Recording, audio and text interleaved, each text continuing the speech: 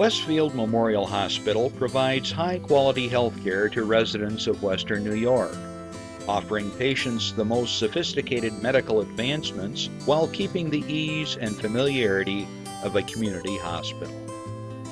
Support for Chautauqua Sunrise has been provided by WRFA 107.9 FM, Jamestown's public radio station, streaming online 24/7 at WRFA-LP.com. Low power to the people. Chautauqua Sunrise is made possible by a grant from Fredonia Place, a continuing care retirement community providing dignity in a modern luxury environment. Meter's Restaurant, a family tradition for over 50 years in downtown Ripley, is a proud supporter of Chautauqua Sunrise. Meter's provides all-day dining, banquet services, and custom catering, specializing in pie. Funding for Chautauqua Sunrise is provided in part by the Chautauqua County Industrial Development Agency, with offices in Jamestown, Dunkirk, and Westfield, helping businesses to prosper throughout Chautauqua County. The Chautauqua Center. Are you looking for affordable medical, dental, or counseling services? The Chautauqua Center is always accepting new patients at their Jamestown and Dunkirk locations. They offer discounted prescriptions and accept all insurances.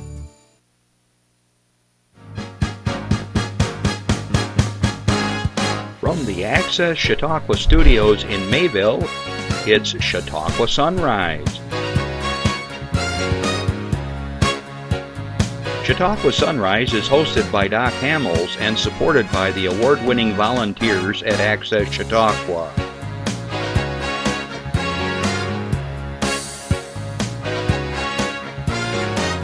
We are here to share local news, colorful interviews, and events of interest to everyone. Chautauqua Sunrise is broadcast live Saturday mornings each week from 9 to 10 a.m. Send events via email or call us live. Check us out on YouTube and Facebook. And now, from the Access Chautauqua Studios, it's Chautauqua Sunrise. Hey everybody, good morning. I'm Doc Hamels. Welcome to Chautauqua Sunrise. Woo, and sunrise it was. What a beautiful morning. I couldn't believe it. It was like, finally we got some good weather. Well, of course, 2 days from now, it'll be raining again. But anyways, it's going to be a nice weekend, and I'm glad you could join us. Hey, if you had a chance to drive along the lakeshore today, it looks like somebody took a spray can of whipped cream and just sprayed it everywhere. There's fog, real thick fog. And if you look at it from where we live up on the escarpment, it's just like waves of white, soft, creamy stuff. It's kind of pretty in a way, but it's not fun to drive. So if you're getting out, driving this morning along the lake, be careful. I don't know if the sun has burned off the fog or not, but anyways, it's a beautiful spring day. I want to say good morning to the world because we are streaming live throughout the world, and we've got people that watch the show from Asia and Europe and across the United States and maybe even Canada. I don't even know. We're going to have a guest next week from Canada, so we'll be streaming up that way. In the event that you are watching this later on, you can always check us out at 2 and 8 on channel 1301 on Access Chautauqua. Also, if you care to, you can find us on Facebook, and then Chris puts us on YouTube, where we will be there forever and ever until they find a way to take down YouTube. So anyways, but we've got 306 shows out there, and you can always reference back a show in the event that you wanted to go, hey, what was that thing that person said or whatever. You just put in Chautauqua Sunrise, put the person's last name or maybe the date or the year, and all the shows pop up and you can sort through there. So anyways, good stuff. Let's see. I want to say, first of all, obviously good morning to everybody that's watching and listening and viewing us through the streaming system, but also good afternoon because you are joining us on WRFA 107.9, low power to the people in Jamestown on Tuesdays at 1 o'clock. So thanks for dropping in and having a listen. I'm glad you could join us. Got a very interesting show as always, and I'll give you a little preview. Is we're going to be talking about veterans and veteran services and veterans needs. And in light of all that's going on in the world right now, veterans sort of are kind of like getting a little bit on the sidetrack here. So I always want to make sure they're in the spotlight because they're so dear to my own heart, and make sure that they're getting served as well as they should be. Okay, so how's things at your house? I hope you're doing well. We were having a lively discussion about the shutdown here, and we're hoping that here in Chautauqua County they start loosening things up soon so we can start getting back to a little bit normal life. But do please maintain the mask and the social distancing the best you can, especially if you have somebody that's vulnerable in your household. We want to keep them safe. But it looks like our numbers are pretty steady, and the things that we did initially seem to be paying off. So keep up the good work, and let's hope that this blows over soon and we can get back to some of the normal activities that we're used to.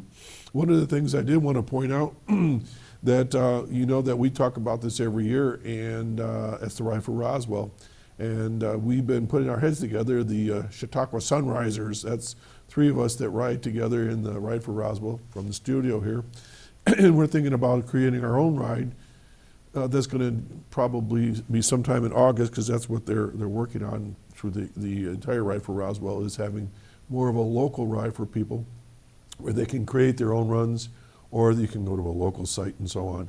Anyways, we're going to talk more about that. So if you're interested in having a ride with us from the studio here, we're looking at probably riding up Route 20 from, like, let's say State Line of New York near Pennsylvania and Ripley, and heading up Route 20 out towards Webster Road. I'll have a Park Country ride and swing back through Fredonia and that, and then back to the State Line, something along those lines. We're still debating where and how we would start and so forth, but we're still going to ride, and we're still going to be raising money for the Ride for Roswell and the cure for cancer. So that's coming up here in August, just to give you a head start.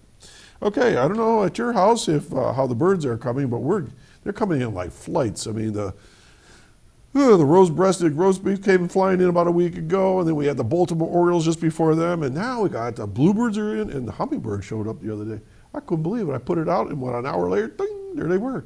So good stuff. So it's lots of fun to watch the birds, especially if you're kind of stuck at home right now. Get a bird book. It's amazing.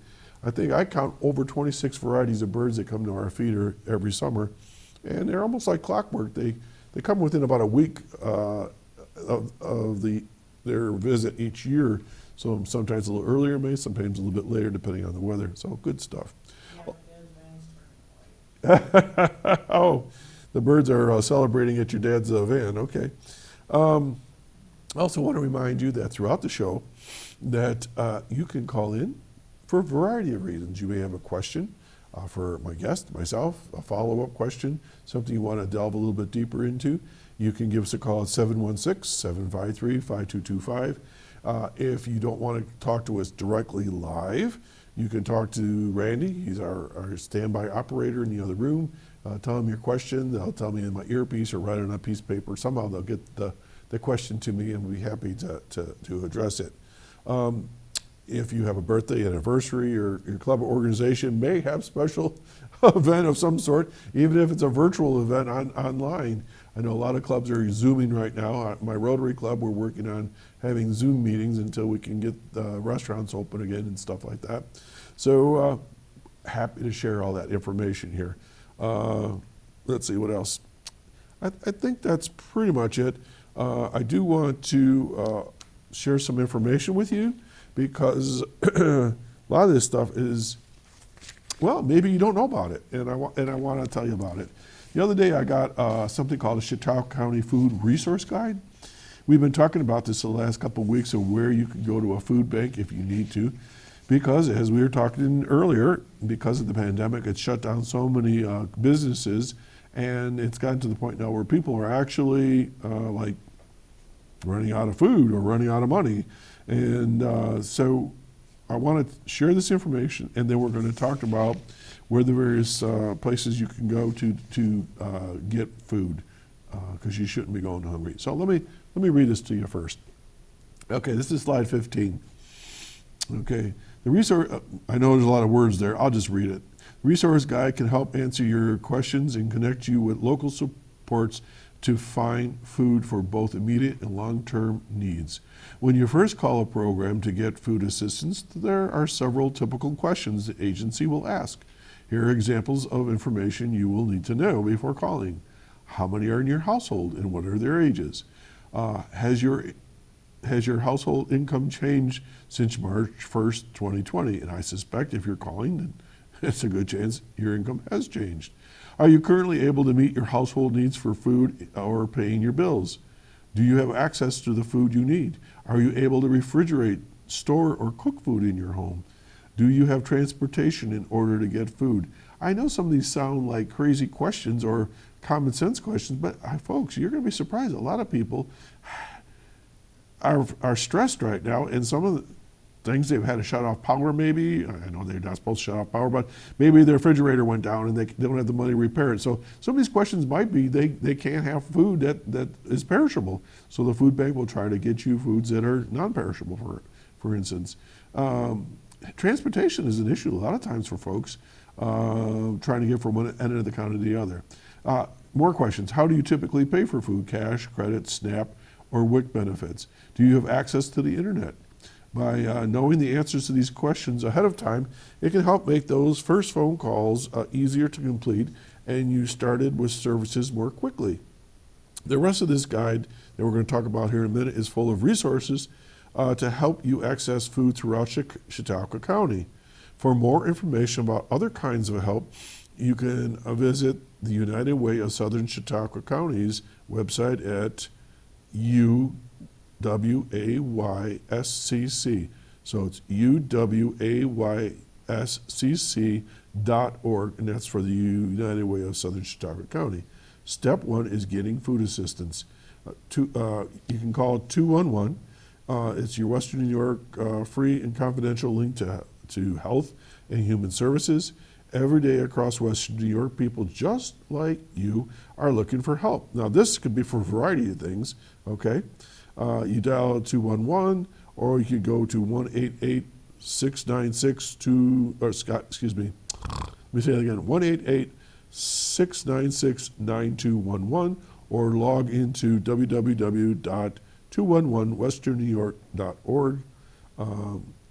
New York Connects, let's see, meets all services needs for ages 60 and over. You give them a call at 753-4582. Oh, there's a lot of information on this thing. Access services through the Department of Health and Human Services. You can give them a call 661-8200. And there's just all kinds of information on SNAP and CASH and HEAP and all these acronyms that many people don't know about that you can get assistance for. Gosh, guys, don't be embarrassed that you got to do this right now, because we're just kind of like in a spot that's a rock and a hard spot. And just get the help, and pretty soon we'll be out of this, and you'll be back to hopefully a normal work style and income. For SNAP assistance, you can give them a call at 877-686-9202 or 244-7337. Okay, and that person there is going to give you help for SNAP. That's the buying groceries and things at a reduced rate. Then you have WIC, which is your nutrition for women and children. And if you have questions about maybe formula and things like that, you can give them a call at 484-6001 or 218-1484. Lots of information, but we have another slide that I want to tell you about. Let's see if we can pop that up now. That'd be slide 16, Jeff. Okay. Oh, they were up together? All right. So there's lots of information out there, guys. So don't hesitate to make some of those calls and see what you can do. We mentioned last week there's food banks throughout Chautauqua County, and I lost my list, but they're in the phone book. There's in Jamestown, Ripley, Westfield, Procton, Stockton, Silver Creek, Fredonia. There's places you can get food, and it's easy to find. Just check it out in your various medias. All right, let's continue on here. We have a program called Virtual Parenting Classes. Okay, this is online.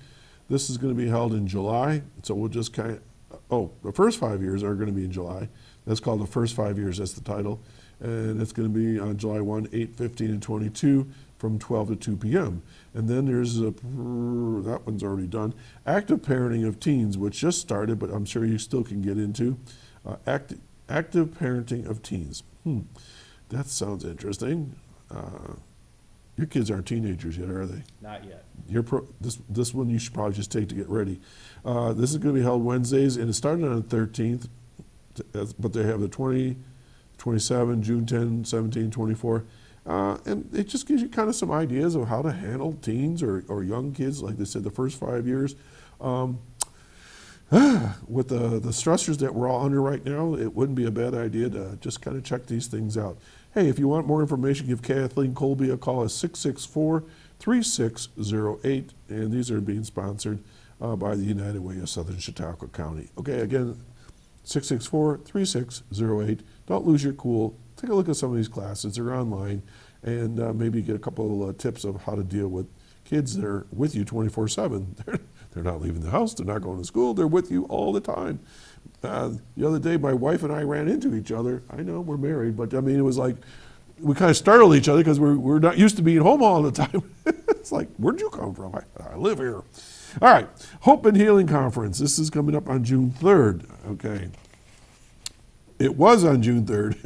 It's being, wait a minute. Let me just read this thing. The Hope and Healing Conference of Western New York 2020 was originally scheduled for Wednesday, June 3rd and Thursday, June 4th at Fredonia State. But due to the recent COVID-19 spread and social distancing guidelines, the conference will be now held only on Thursday, June 4th. Oh, I get it. This event will be a one-day virtual conference from comfort of your own home. Here we go.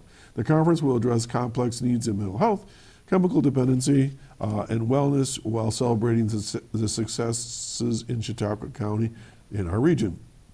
We were just saying before the show that things like overdosing, domestic violence is up everywhere because people are on top of each other. They need some room and a little bit of stretching room and a lot of stress because people are out of work and so forth. So lots of concerns. Let's see. Stay tuned for an updated list of virtual conference highlights. If you have any questions, please contact Annie Rosenthal, who's been on the show before, and she is with Prevention Works, Hope Chautauqua, Chautauqua County Department of Mental Hygiene, and so forth. So, anyways, for more information, go to Rosenthal, ROSENTHA at co.chautauqua.ny.us, or just go to the Chautauqua County Health Department website and you can get more information on that. Okay, coming up, number 17, Jeff, Big Chautauqua 2020. Chautauqua Region Northern Chautauqua Community Foundations announced Give Big Chautauqua 2020 will take place once again this year from June 1 through June 20. Give Big Chautauqua is an online fundraising event to raise awareness and funds to support local nonprofits. The goal of Give Big Chautauqua is to inspire people to work together and show pride in their community and help support local causes that they care about. According to Toria Irgang, who is the executive director of the Chautauqua Regional Community Foundation, this year we are extending the dates to more than just a 24-hour event. We hope to encourage more people to come together to celebrate Chautauqua County virtually. Last year, the online fundraising event generated $180,000 from 1,626 donors to support 97 local organizations. That was outstanding. And I know this is a fact. Many organizations, because of the shutdown, they're not fundraising. They don't have monies coming in. So this would be a great opportunity to share a little bit of money, if you have it, to help the organizations that help other people. In that vein, it says here, in the 2 months since the COVID-19 outbreak that reached Chautauqua County, many nonprofit organizations have found themselves in difficult positions. Service-based nonprofits have stepped onto the front lines, assisting vulnerable populations in our community. In contrast, the organizations have had to adapt and change their programs and service delivery quickly. Nonprofits in the arts, culture, and attraction sector have been forced to close their doors during this time. And according to Diane Haddam, who is the executive director of the Northern Chautauqua Community Foundation. This need is great. Nonprofits, like many organizations across our community, are struggling right now. This event is an opportunity for individuals to connect with our nonprofit organizations to show their support for the important work that they do every day. All right, we'll talk about this again next time as a reminder, just to let you know. And finally, just to mark your calendar, I'm not going to read the whole thing right now because it's still a ways away, but the 7th Annual Family Fun Days, fingers crossed that they're going to have this, because hopefully by then Chautauqua County will be open wider and bigger for things like this. The Chautauqua Center is still planning their 7th Annual Family Fun Days to take place this summer, and then they're going to return to their popular format of hosting 2 events, one in Dunkirk on Wednesday, August 12th, and one in Jamestown on August 13th. So just mark your calendars, August 12th up in Dunkirk, and one in Jamestown, August 13th, and they have all kinds of fun things going on.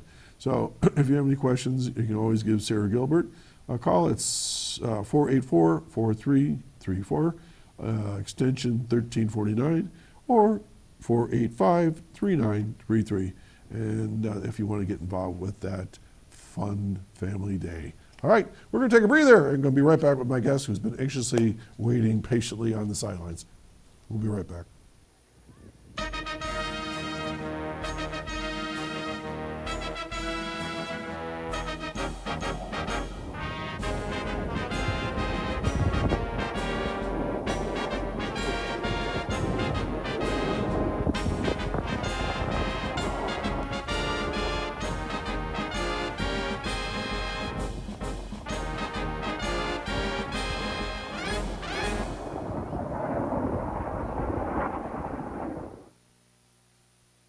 That took place. And thanks. Was that your dad's? Was that your dad's footage? Who's? Oh, someone was. Justin, you're what do you call that? You take pictures with a video. I can't say the word. What's the word I want to say? Cinematographer. Thank you, Jeff. I couldn't get those words out. All right. With no further ado, I want to welcome back to the show Greg Carlson, who's in charge of all the good services for veterans in Chautauqua County, the director of all that. And you've been at this now, what, about 4 years? Yeah, 4 years. So this is probably the 8th or 9th time on the show. But I want you back here a couple times a year. So I lost my microphone. I did it. I finally did it again.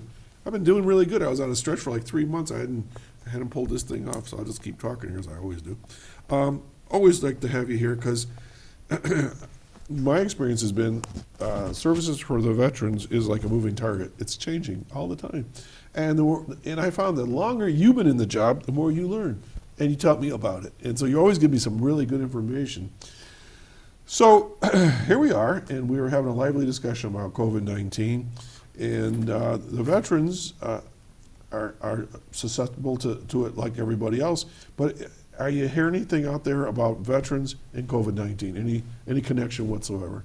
Oh, absolutely, because veterans, unfortunately, have a high rate of comorbidities, which make your susceptibility to COVID-19 worse. So if you look at our Vietnam age era veterans who were exposed to Agent Orange, they're predisposed to diabetes, lung issues, certain types of cancer. So in that population, COVID is statistically a more significant mortality rate in that group of people. And then you have your Gulf War veterans who are noted for being exposed to the burn pits, and there's a lot of respiratory issues that go with that. So from a statistical standpoint, veterans have a high amount of comorbidities, everything from, like we talked about, heart disease, diabetes related to Agent Orange exposure, to orthopedic issues that make it harder to exercise and stay in shape, mental health issues, so being isolated doesn't help, those types of things. No. You know, hearing loss, you name it, there's a higher incidence of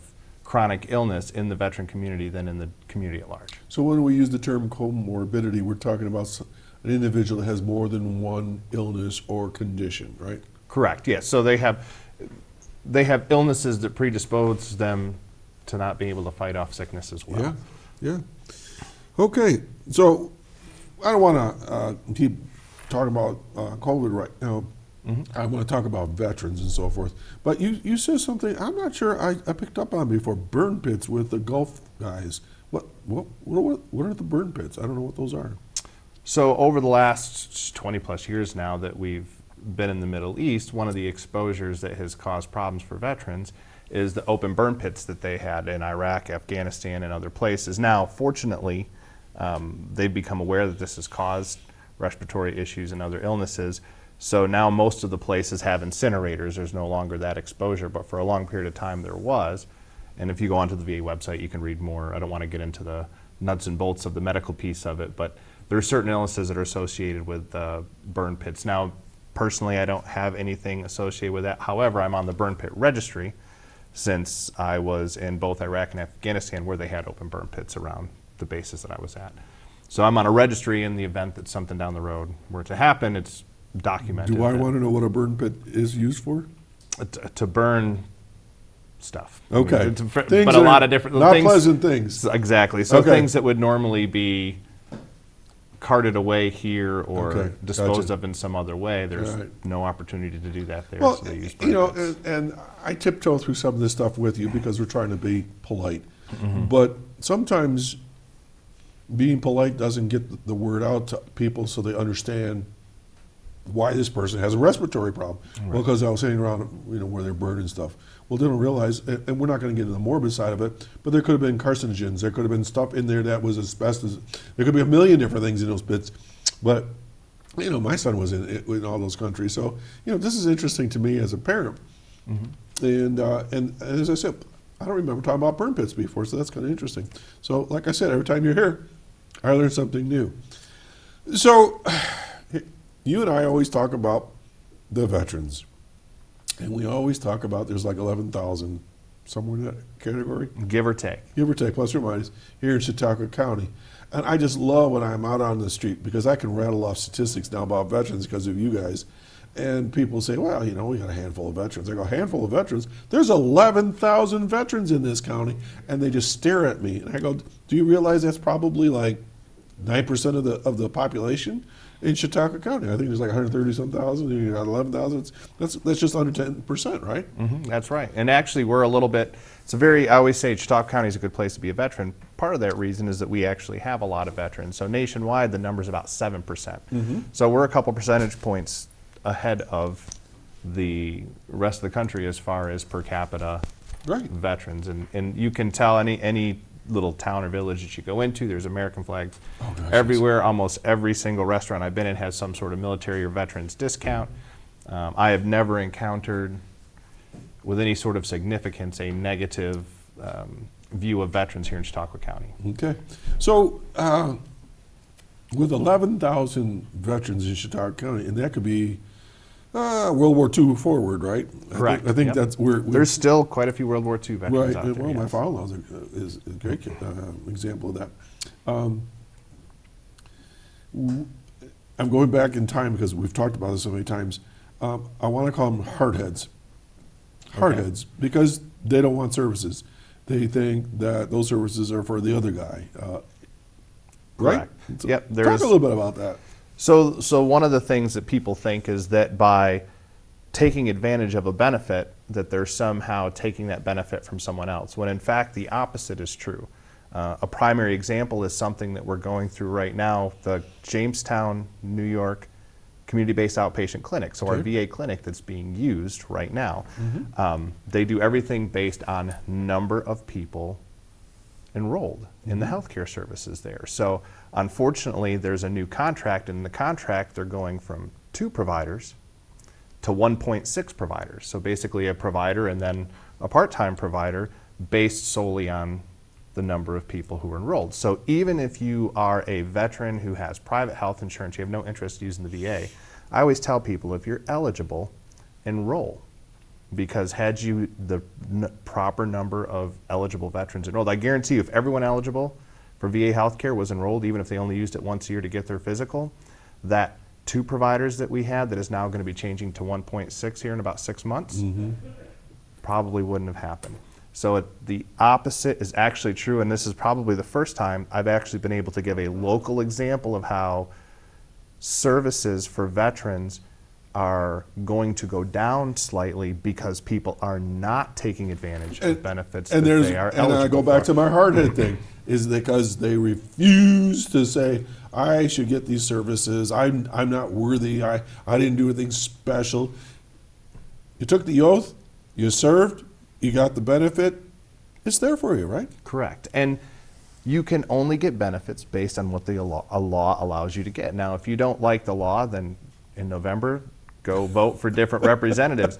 But the laws are set up in such the way that a veteran who is receiving 100% permanent and total disability is going to be far more compensated and receive far more benefits than a person who served their time and qualifies for the basic VA health care package. So you can only get benefits based on your qualifications. You're not taking anything from anyone else. In fact, by not taking advantage of it, they say, well, obviously in Jamestown, we don't need to have as many providers They kind of hurt because we themselves. don't have, correct. Or they're hurting other vets. So there might be people who don't want to use the VA healthcare system. Do your patriotic duty. If you're eligible, get your physical once a year. Okay, so this is always important to me anyways to explain this, because my dad had misinformation all those years. I mean, my dad served in World War II. He passed at 94 years old. And to the day he died, he says, don't sign me up with the VA because I'm going to lose my benefits. And I believed him. My mother must have got that information somewhere along the line, and it's just not true. Correct. So you can have your private health insurance. The VA is a provider. It's not an insurance. You can't take your VA card, go downtown to your local cardiologist and get a procedure done. It doesn't work that way. The VA is a provider. It's not an insurance. So there are numerous veterans who have private insurance where maybe they just get their prescriptions through the VA because it's less expensive than to pay for Medicare Part D and have a prescription plan. As variable as someone's health is as variable as what their health care needs are. But the VA and your private health insurance are mutually exclusive. One does not interfere with the other. Now, there are certain little intricacies that go with that, which I won't get into here, but generally speaking, you can have private health insurance and you can have VA health care That work together. And that's the best of both worlds. Correct. And a lot of times people will enroll, I say they stick their toe in the water. They'll enroll in VA health care and they say, I'm just going to get my physical once a year, I'm not going to mess with it. And then within 2 or 3 years, I see them at the clinic. Frequently, they've got their Army, Air Force, Navy hat on, and they're taking advantage of all of the, because a lot of times the VA gets a bad rap. And there was a period of time where you think about this, think of the population. So about 7% of the population, they're veterans, okay? Post-World War II, Vietnam era, that was about 40% of the population. You had 16 million World War II veterans. So unfortunately at that time, the VA healthcare system was saturated. And out of that came a lot of negative press. What I have found today is that I use VA for everything myself, even though I have access to private insurance because my care has been so good, and a lot of other veterans find the same thing.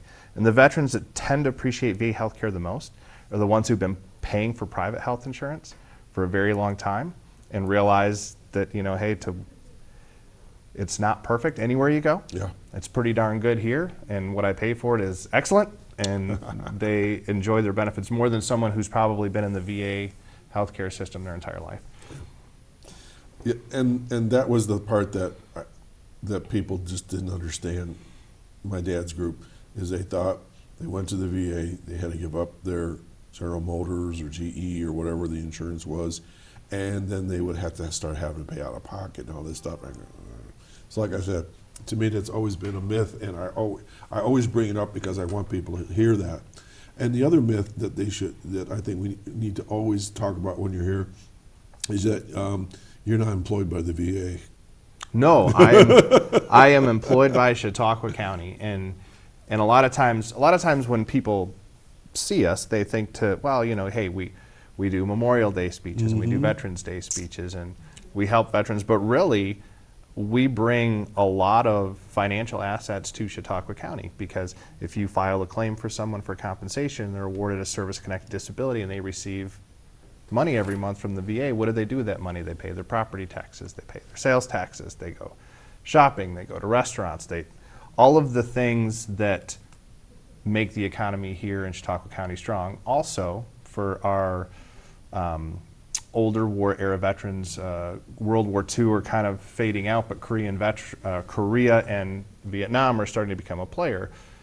Assisted living, nursing home care, the VA through something called pension can significantly offset the cost of state Medicaid.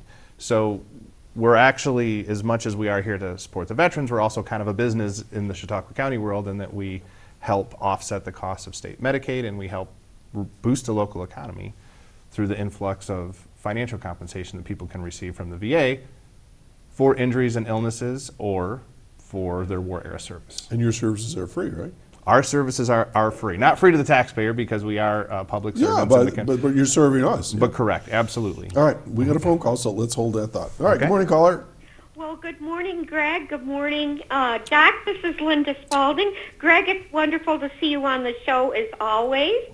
And thank you for everything that you've done serving our country. I am so appreciative. Oh, I've got to turn my volume down. I hear an echo. But anyway, thank you for everything that you've done.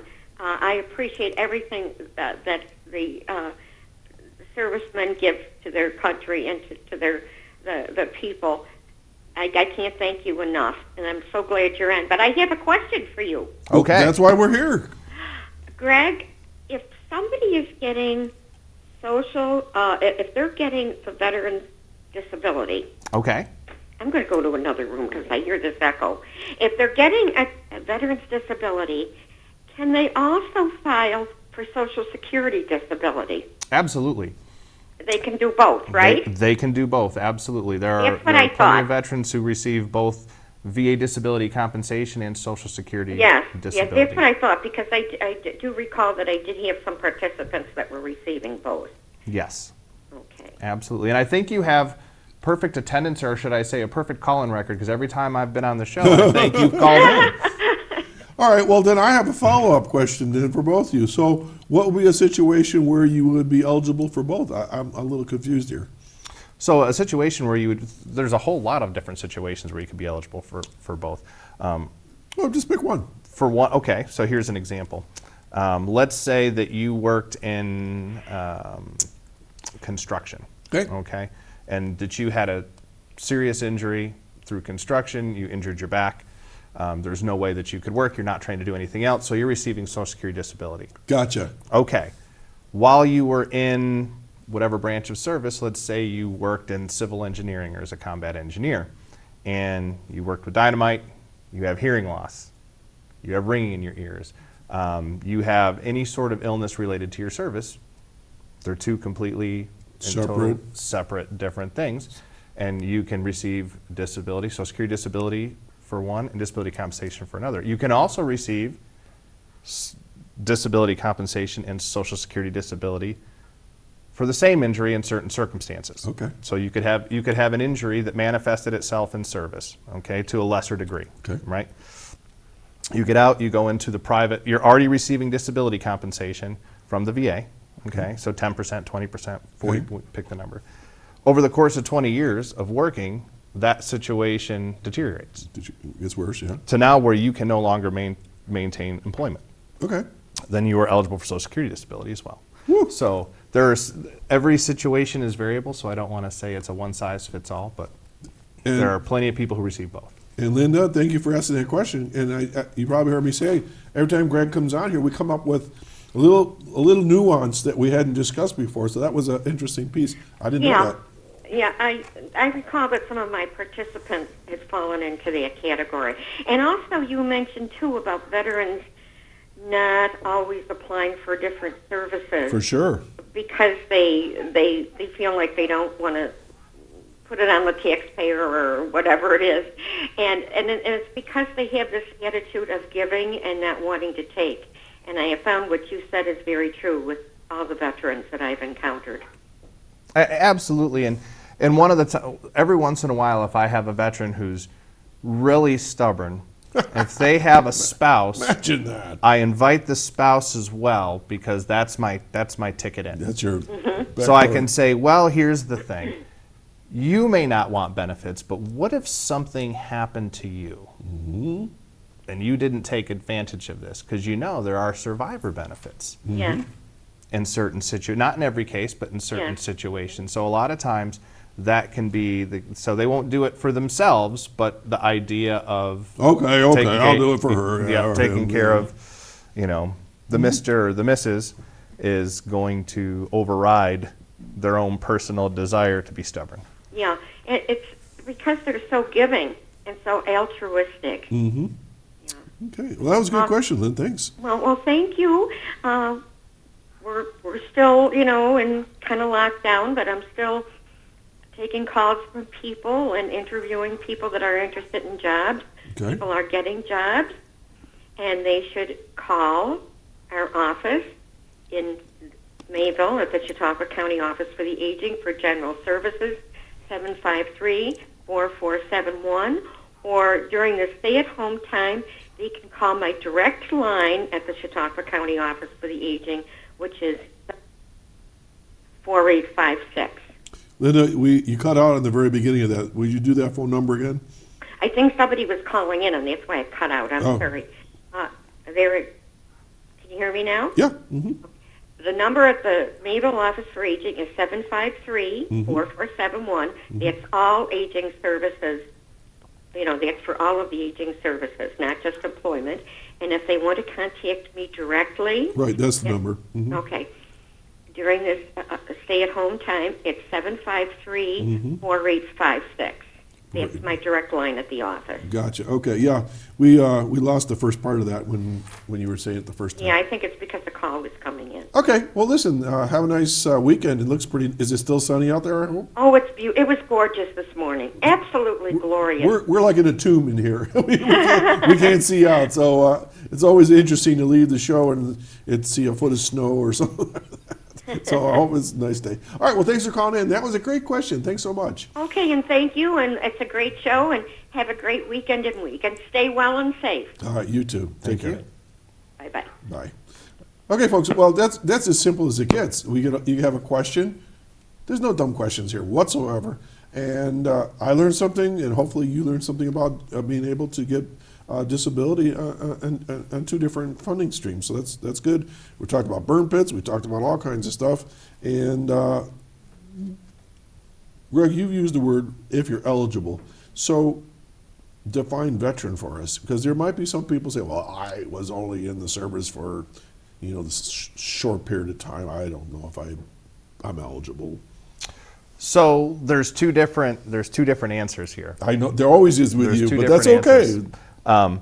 How do I define a veteran? Mm-hmm. Anybody who raised their right hand and swore to protect and defend the Constitution and served their time honorably, whether that's in the National Guard, active duty, reserves, etc. For VA purposes, active duty is the time. Typically, there's always exceptions to the rule, but active duty is typically the time that counts. So you have to have a period of active service other than for training, because a lot of our reservists and guardsmen will go on active duty for their initial basic training, for their initial AIT or tech school or rate school, and then whatever it is that they do, and then they just do their 1 weekend a month and their 2 weeks So that doesn't a year. count. Right, that service counts for me in my heart. Right, as a but veteran. for VA benefits, you need to have typically, okay, because you're gonna. I mean, I know someone's gonna watch this and say, no, there are exceptions, but generally speaking, a period of active service, other than for training. Okay, and Okay. so let me do my usual. So how long is active service? I mean, define that. It depends, but typically, as long as you served for the period of time that you were called up for, that counts. So if you are a Army National Guardsman and you do your basic training, your AIT, that's not going to count. Gotcha. Okay, you get activated for 6 months. Okay. Whether you deploy or don't deploy, you get activated for 6 months. You get federalized. You get put on orders. You serve in the States or you serve overseas in Iraq, or Afghanistan. Regardless, that active duty period time counts. You serve for the period that you were told that the federal government activated you for. You now qualify for VA benefits for that period of service. So this is a technical term, active duty. Correct. Okay. So meaning you receive what's called a DD-214. Yes. Okay. And you were activated serving for the federal government. So whether you're a reservist or guardsman, you were activated for, important here, other than training. Other than So if you were activated just for training, that period of time, unless you is not going to count.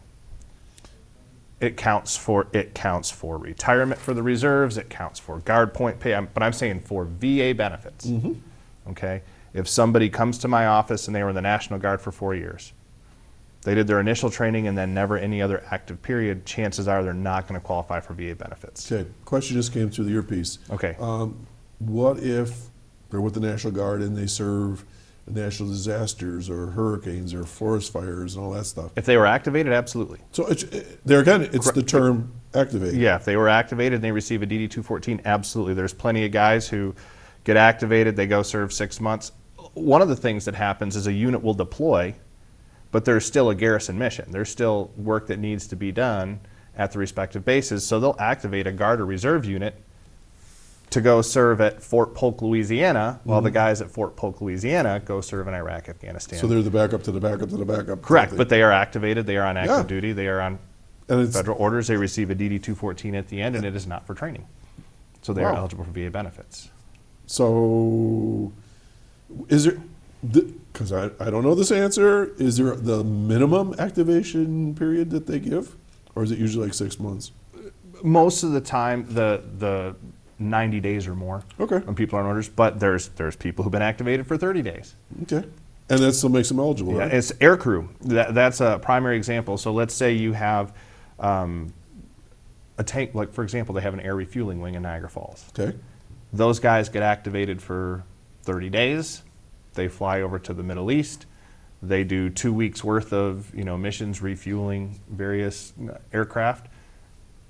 Redeploy back to the States for 30 days, and That's it. that period counts. So air crew, you'll find a lot of shorter activations because they'll get activated for a specific short period of time, as opposed to ground forces. Usually when they're activated, it's 6 months or more. Okay. So if I was one of these guys who was activated for a couple of months, do I get the same level of services and benefits as the guy that served 20 years? Well, of course not, because a guy who served 20 years is going to be retired, and there's a much higher likelihood. Well, I yeah, bet- yeah. But generally, for example, if you were activated for 60 days, Yeah. you go to the Middle East, you receive an injury. Okay. Okay. You will be compensated exactly the same as someone who served 20 years and received the Yeah, same that's injury. where I'm going with Yep, it. absolutely the same. Or they still get prescriptions, they still get whatever. Everything. Yes, no difference. They get the same card, and nobody says to you Through the Department of "How Veterans long were Affairs. you there?" You Yep. know? Nope. And the level of disability has to do with the injuries and things like that. Correct. But the basic services are all the same. Correct. Okay. So if you are eligible for VA healthcare, whether you are 100% permanent and totally disabled, where you don't pay a penny, or you're a guy who just qualifies based on your service income and other factors, and you pay a copay, your service is the same. Does that make sense? So you're not gonna see a different doctor. You're not gonna go in and they're Right, gonna be like, right, well, we're right. gonna give you the good stuff. Right. We're gonna give you the bad stuff. Because I go again to my point is somebody watching here might say, I served a couple months in Fort Polk, wherever you said, and then I came home and that was it. I shouldn't be getting service. I mean, I didn't go to war, but they're eligible, right? They are eligible. Okay. So if you're out there, folks, it's yours. Take it. And so how do they start? They got to register, right? Well, the best thing to do is, and right now we're in this awkward period where we're not generally open to the public, but we take phone calls and we can do very limited appointments depending upon the situation. And the phone calls are. But the best thing so if you're going to contact our Jamestown office, it's 661-8255. And Duncan? I'm gonna have to think of it. It's 6030. I'm gonna have to get you that number because I don't have it memorized off the top of my head. But it's in my the phone speed book. Yeah. All right. 268-6030. 268-6230. 6030.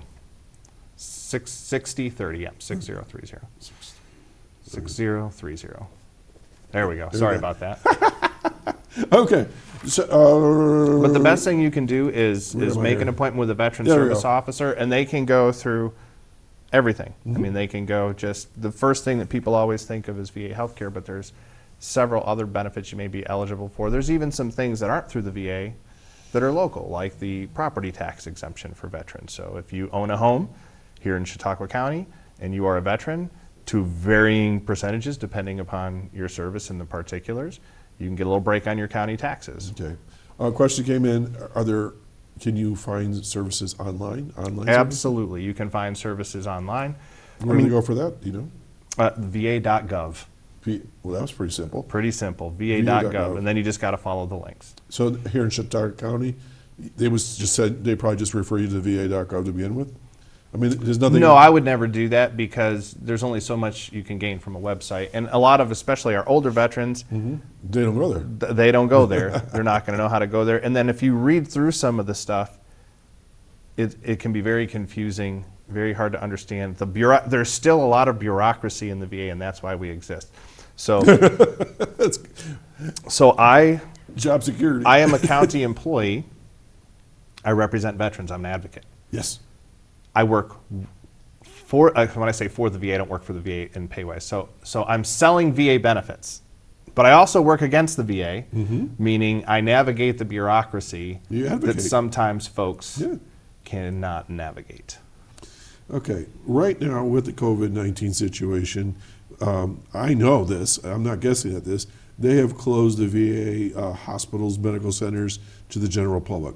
So if you've got a loved one that's living at the VA, you can't get in. Correct. Is there anything that you guys are doing to help ameliorate that situation? I mean, unfortunately, or recommendations or suggestions that people can do to help? Unfortunately, we're all in the same boat. Okay. And anybody I know said that this type of national shutdown is unprecedented in their lifetime. I know it's certainly unprecedented in my lifetime. So we are equally confused with the general public. Okay. If that makes sense. So we run into the same things. I know right now we're doing a lot of faxing and scanning, and not so much with the veterans, but like if a veteran is in a nursing home or assisted living facility, they have a caseworker. We work with the caseworker.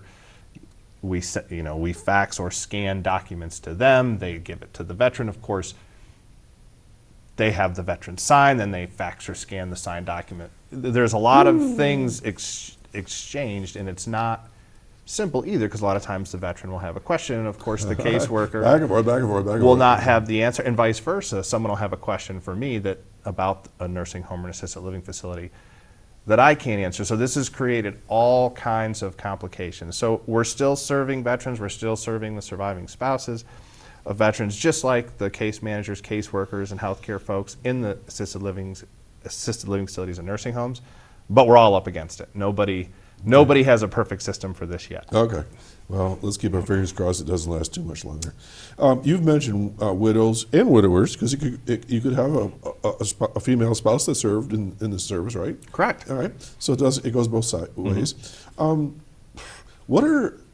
Is there any advice for widows and widowers of service members that have passed that we haven't talked about in the past, or just a good thing to think about? Or so this is more kind of funny and anecdotal, but Okay. This is just something I'll throw out there. So typically to qualify for survivor's benefits, okay, there's different ones that are out there, but one is that you have to be the unremarried surviving spouse. Unremarried surviving spouse. Now someone's gonna watch this and they're gonna say, but there's a but generally speaking, you are not the exception, you are the rule. If you are the rule, the unremarried surviving spouse. So if you and your spouse have been divorced for 30 years and they pass, then you're not eligible to collect benefits based upon their passing. This is something that, for whatever reason, has come up frequently recently, as I've had spouses, their ex-husband who of 30 years ago passes away as a result of a service-connected disability or something else, and they're calling to set up an appointment. So unremarried surviving spouse of the veteran. That's the key. And then the other piece is, if you are the unremarried surviving spouse of a veteran, you may or may not qualify for benefits, but I would certainly ask the question. Okay. Same type of thing. Hey, my husband or wife was a veteran and just passed away. This is when they served. This was the particulars of their service. Am I eligible for anything? What would they be eligible for? Just a couple things. Okay, so I'll give you one example, and this is probably a very common thing now with the Vietnam era veterans. That'd be about right, yeah. Okay, so if somebody has a service-connected disability, coronary artery disease, diabetes, and prostate cancer are all directly associated with Agent Orange exposure. Okay? So if you die as a consequence or contributing factor of one of those illnesses and you are a Vietnam veteran, then your spouse would be eligible for something called dependency and indemnity compensation, which isn't based on income. Okay? So if they die as a result of a service-connected disability, or if they die of that illness, even if they weren't being compensated for it at the time, because they didn't know any better, okay? But they die as a result of coronary artery disease, diabetes, cancer, you as the spouse are eligible for about, it's not the exact amount, but about $1,500 a month tax-free. And if you are a Medicare recipient, free supplemental health insurance. Woo. So That's significant. that is significant. That is one example, but that is something that we do pretty frequently because of the Vietnam era age, and those types of sicknesses are very prevalent right now, so we're unfortunately losing folks to those things frequently. Now, in most cases, the spouses are fully aware, but not always. Yeah. Now, obviously, for HIPAA reasons, we can't give specific, names and situations, but I can give you examples of cases that I've had. Husband's a Vietnam veteran, had a bad experience, didn't want anything to do with the VA. Didn't have anything to do with the VA.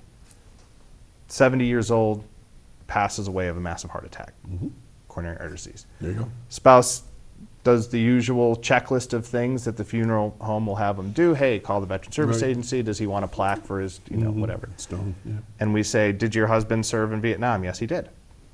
And he died of a heart attack? Yes. Was he receiving disability compensation? No.